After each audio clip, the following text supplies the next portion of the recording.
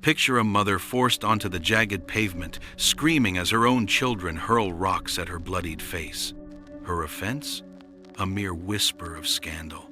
There was no courtroom, no jury, only a finger pointed in anger that transformed her lifelong friends into her executioners. But the stoning was only the prelude. What followed was a sequence of cruelty so vile that even the clergy overseeing the rites often fell ill from the sight. This is not a dark fantasy. This was the terrifying reality for thousands of women across the medieval world. The techniques employed were so psychologically shattering that they remain subjects of study for experts in trauma today. Over the next few minutes, we are going to unseal the archives, read the statutes, and hear the testimony that exposes a machinery of retribution so precise, so performative, and so sadistic that it makes our modern horror movies look like bedtime stories. And here is the unsettling truth that will stick with you. The architects of this agony were not villains. They were the pillars of the community: priests, magistrates, and fathers who were convinced they were fulfilling a divine mandate. Stay with me, because by the time we finish, you will see why scholars describe this era as the most organized dismantling of female autonomy in history. A warning: some of the details we are about to uncover cross boundaries you didn't even know were there. Before we examine the specific tortures, we must grasp a vital concept. This wasn't anarchy. It was a system, a meticulously crafted engine of fear that hummed along for centuries, spanning from the icy fjords of Scandinavia to the sweltering plazas of Spain. In the medieval mindset, a woman did not own her existence. The second she said, "I do," she entered a legal state known as coverture. She was absorbed by her husband's legal persona, becoming his possession. And just like any other asset, damaging a wife was considered an offense against the owner, not the woman herself. An unfaithful wife wasn't simply breaking a promise. She was a thief. She was falsifying the bloodline. She was sabotaging a man's most critical investment, the legitimacy of his heirs. Consider the financial stakes here. In an age before genetic testing or reliable documentation, the only guarantee a man had that his children were truly his was the total restriction of his wife's liberty. Her betrayal did more than hurt his feelings. It threatened to divert his wealth to a stranger's offspring. It could sever political alliances. It could nullify treaties between nations. Therefore, the punishment had to match the catastrophic risk. And this is where the darkness sets in. These penalties were not crafted to discipline one individual. They were engineered to traumatize the masses. The goal was to stage such graphic, scarring nightmares that every woman in the district would burn the memory into her brain. The brutality was the function. The terror was the lesson. And the most disturbing realization? The crowds enforcing these horrors were not monsters. They were regular citizens, conditioned to view this violence against mothers and daughters as not only legal, but righteous, essential, and holy. We begin with the penalty that was deemed lenient. They referred to it as the procession or the walk of shame. But those soft names disguise a ritual designed to break the spirit. This was psychological warfare masquerading as public order. The first strike in this assault was the shearing. Imagine you are a housewife in 14th century Germany. Before the sun rises, the bailiff kicks down your door. There is no quiet arrest. They ensure your children are awake to witness them dragging you to the market square, where a crude stool awaits. A barber, perhaps the same man who trims your husband's beard, steps forward with a blade, but he isn't there to groom you. Records from Augsburg detail how they intentionally made the shearing as grotesque as possible. They would hack at the scalp, leaving bloody patches, ensuring the woman looked not just bald, but diseased and repulsed. An account from 1487 tells of a woman who pleaded for a clean cut. The mob just laughed. Her degradation was their theater. However, the shearing had a symbolic target. In the medieval code, a woman's hair was her glory, her allure, her identity. Joan of Arc faced heresy charges in part for cropping her hair. For a wife, bound hair signaled modesty and status. To shear it was to dismantle her gender, to strip away not just her locks, but her humanity. Then came the exposure, and this is where the cruelty became surgical. In certain provinces, she might be left in a thin shift. In others, especially across England and France, the statutes demanded total nakedness. Why? Because a woman's bare body in public wasn't just scandalous, it was viewed as spiritually toxic. It turned her into a walking contagion, a thing that poisoned the atmosphere she breathed. Now, the true mental torture begins. She isn't just marched down a random road. She is paraded past her own doorstep, past the altar where she took her vows, past the stalls where she bought bread, past the faces of friends she had known for decades. At every corner, the mob swells. But here is the twist that chills the blood. Participation was mandatory. Municipal ledgers show that residents were fined if they refused to attend these spectacles. Your closest friends, the people you trusted, were legally forced to stand and watch, and many did more than watch. Legal archives describe crowds hurling rotten food, sharp stones, and mud mixed with filth.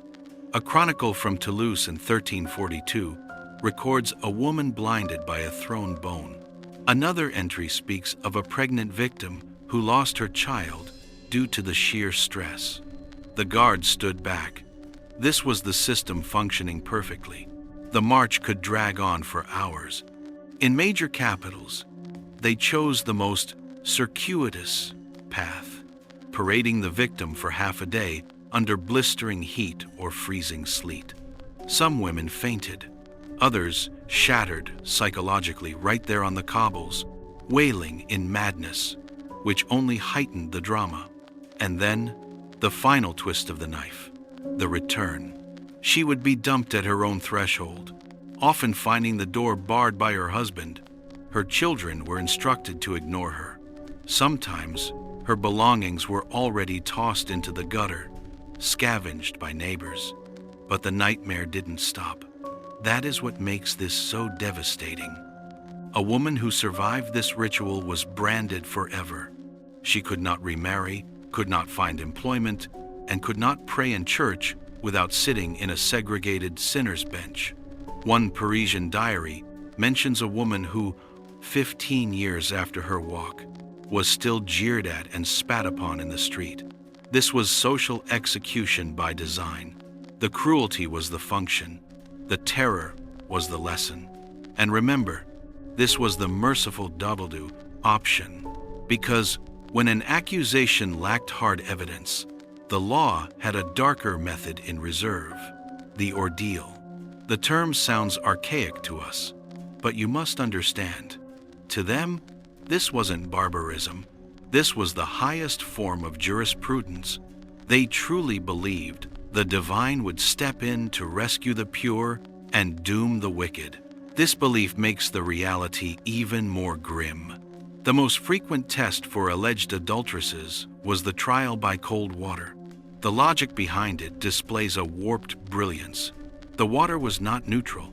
It was sanctified by a cleric, often drawn from the baptismal font. The theory was simple. Since water was the medium of baptism, used to cleanse sin and welcome the soul, it would naturally repel a liar. Pure water would reject impure flesh. So, here is the procedure. Based on transcripts from England to Germany, the accused was hauled to a river or a purpose-built tank at daybreak. The whole town was summoned.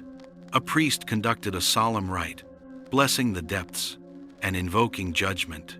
The woman was stripped to her undergarments. Then, and this is codified in laws like the Saxonspiegel, she was trussed up. They tied her right thumb to her left toe and left thumb to right toe, bowing her body into a shape that made swimming physically impossible. Some areas added a tether around her waist. But catch this detail. The rope wasn't for safety. It was to haul out the corpse. She was tossed in or forced to leap while the village stared. Now, consider the terrifying physics. Buoyancy is unpredictable. It depends on lung capacity, body fat, and water temperature. A panicked woman hyperventilating might float initially. If she floated, guilty, rejected by the holy element. She would be fished out and executed on the spot. But if she sank, innocent, accepted by the deep. Obviously, a bound woman sinking cannot swim or breathe. The archives show massive inconsistencies in how long they waited to pull her up. Some say moments, others imply a full. Prayer was recited, minutes of suffocation. Take the case of Edgeth in 1194. Accused by her brother-in-law, she faced the water. The record states she sank like lead and was dragged out half dead. Verdict: innocent. Result: she suffered severe brain damage from hypoxia and perished 3 days later. The ledger grimly notes her husband was ordered to give her a Christian burial, as God had vindicated her. Think about that psychological vice. You are accused of a crime. Your survival depends on physics. Both outcomes can kill you, and you are told God is the one deciding. Imagine the spiritual terror. If you drown, did heaven forsake you? If you float and die, are you damned? Water wasn't the only gauntlet. In some lands, they used the red-hot iron. The accused had to carry a glowing metal bar for 9 paces. Her scorched hands were bandaged. 3 days later, the wraps came off. If the burns were clean, innocent. If they were infected, which, given the filth of the era, was a near certainty she was guilty. A 12th century Bavarian account tells of a woman who begged to confess just to avoid the iron. She was told confession without the trial meant harsher penalties, mutilation. She chose the iron. Her hands rotted from sepsis, requiring amputation. She died a week later. The court ruled her guilty because of the infection and denied her a holy grave. Here is the sick irony. The church banned these ordeals in 1215, not because they were inhumane, but because the clergy decided that forcing God to perform miracles on a schedule was arrogant. It was rude to the Almighty. The woman's pain, irrelevant. Yet, even after the ban, the trials persisted for another 100 years, rebranded as tests rather than rituals. The women drowned, and society told itself justice was done. Yet, death was sometimes a release. The next punishment we need to discuss was designed to ensure you lived, but wished you hadn't. To grasp the medieval soul, you must understand their fixation on visual markers. In an illiterate world, the body was the record. For the adulteress, the mark had to be impossible to hide. The statutes are shockingly graphic. The laws of King Canute, ruling England and Scandinavia in the 1000s, declare, an adulteress shall have her nose and ears cropped. Not may, shall. Let's break down what that entailed. Based on court logs, here is the reality of the surgery. The woman was dragged to the plaza, tied to a post or pinned by guards. A blacksmith or barber stepped up. These men had the tools. No numbing agents, no whiskey. In fact, some laws forbade silencing the victim because her shrieks were part of the show. The nose went first, not just the tip the blade cut back to the nasal bone. The blood loss was massive. Women often choked on their own hemorrhage, which is why they were held face down. Next, the ears were sheared off. Then, red-hot metal was pressed against the raw wounds to cauterize the veins. The stench of searing. Flesh would blanket the square. The screams would bounce off the stone walls, and the public watched. Consider the case of Gertrude in 1231. Her husband accused her of sleeping with a peddler. No proof, just a neighbor's gossip. That was enough. Gertrude lost her nose and ears. The chronicle mentions, casually, that her 3 small children were in the front row. Her youngest daughter reportedly wept for days afterward. Gertrude survived the knife, but here is the aftermath. Her husband was granted an immediate divorce. She was destitute. Her ruined face made her unemployable. She couldn't even beg successfully because her visage terrified strangers. 6 months later, the records say she was found deceased in a roadside ditch. Starvation. No one was charged. Her death was nobody's fault in the eyes of the law. The mutilation served a wider purpose. Every disfigured woman was a living billboard, a walking cautionary tale that screamed, "See what happens when you stray?" Because the wounds were so specific, no nose, no ears, everyone knew the crime. There was no fresh start. The punishment stalked her until she expired. Variations existed. In Italy, they branded foreheads with a searing A.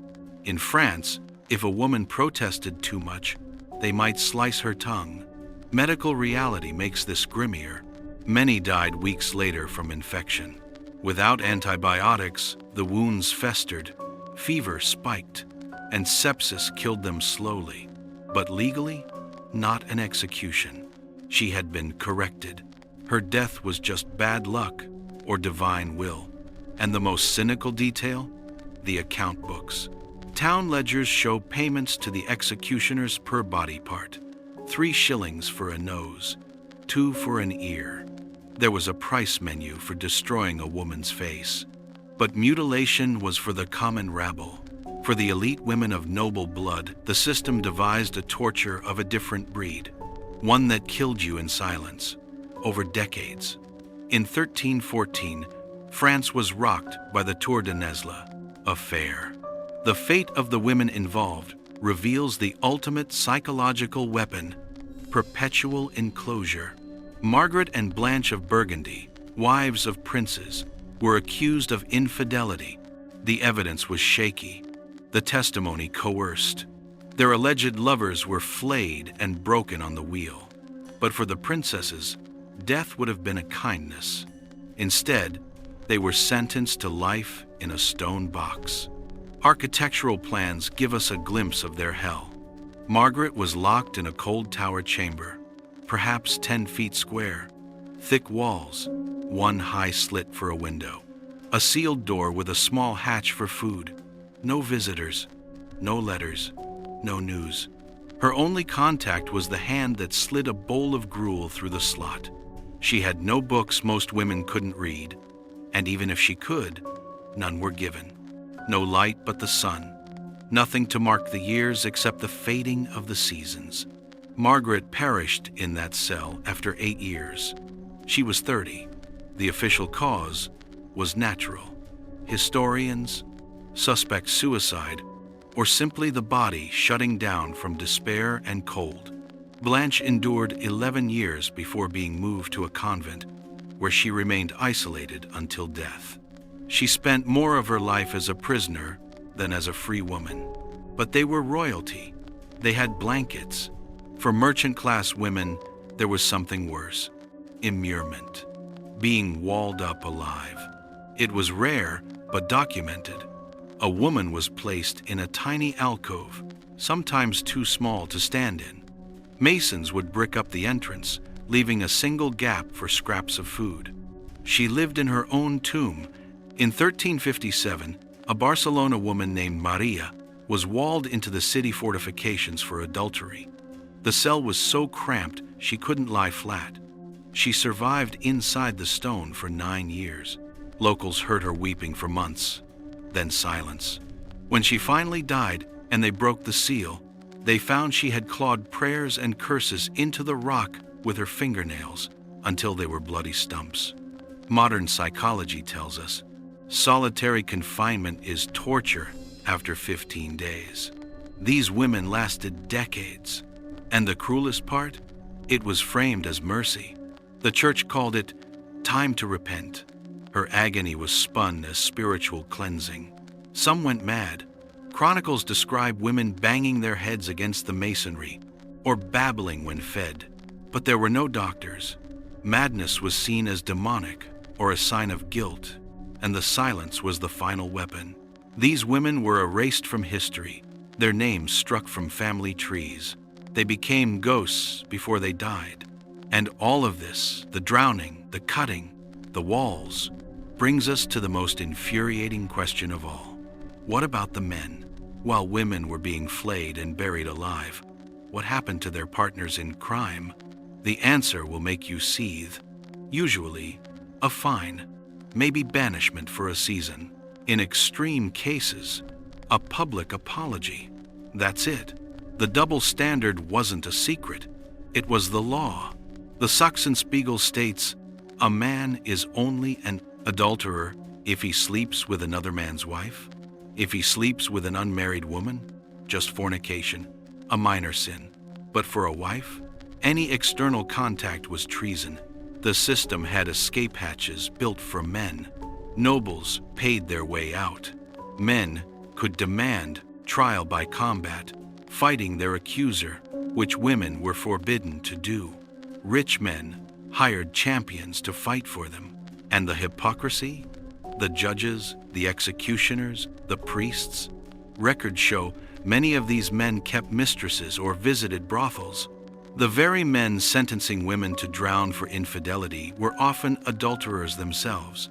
The hypocrisy was the structure. The cruelty was the point. The message was absolute. Women's bodies were property to be audited and punished. These weren't random acts. This was a continental system, supported by church and state, that ground thousands of women into dust. And it's not ancient history. Public shaming of women for sexual autonomy didn't vanish. It just changed shape. If this history disturbed you, good. It should. Because seeing how the past policed women helps us spot the patterns that still echo today. The victim blaming, the disparate standards, it's the same old song. Hit that like button if you think this history needs to be known. And tell me in the comments, which of these punishments shocked you the most? For more investigations into the shadows of the past, make sure you're subscribed to Dark History Exposed. There are many more uncomfortable truths waiting in the dark.